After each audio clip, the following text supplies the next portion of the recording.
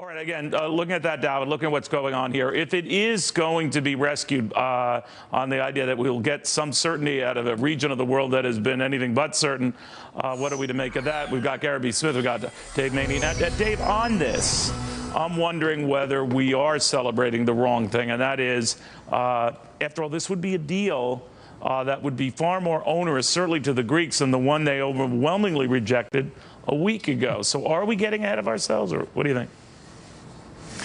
Oh, I don't know. What I think markets like is certainty. And what I think the idea of making a deal or reaching a bailout deal makes them feel that, hey, anytime there's a really big problem, the government will swoop in and solve it for us and take away that risk factor. It's the same thing that's going on. You're watching the Chinese government desperately try to do the same thing in China.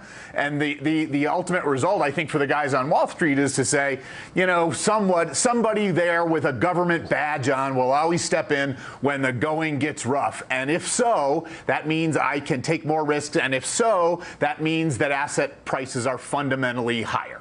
You know, it's a good point, but Gary reminded me of our conversations over these many years that you don't fight the Fed, but by extension, these days, you don't fight governments trying to help, right?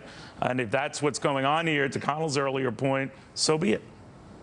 Yeah, exactly, Neil. You know, I think what we're celebrating, we've gotten in the mode of something we've started to celebrate for the last 20 years. The celebration of kicking the can down the road. We've successfully kicked the can down the road. So for the next 5, 10, 20 years, we don't have to worry about that. And I think the point that you're implying is here we have all the entitlement spending that we've just kind of ignored. We have the problems with Greece. Their overspending, I doubt, are going to go away, the corruption they have there. The problem with all these countries being pegged to the euro is only going to get worse because Spain and Portugal and France and Italy are still tied to it.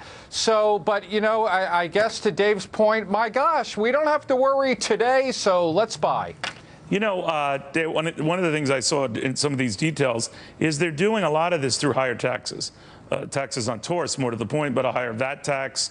I guess it's going to be a tiered VAT tax.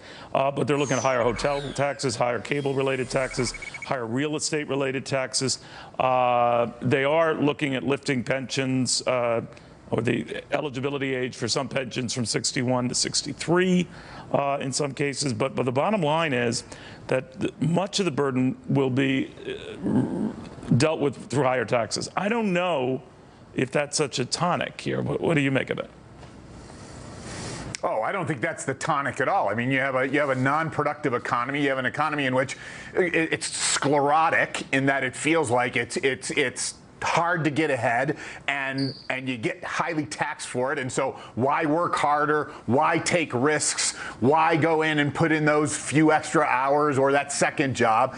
And so the result is there's no vibrancy. There's no animal spirits that are making the Greek people kind of rush forward. And so saying, well, we're just going to take some more out might solve your problem with the European Union, but it's not going to solve the problem with the soul of the economy.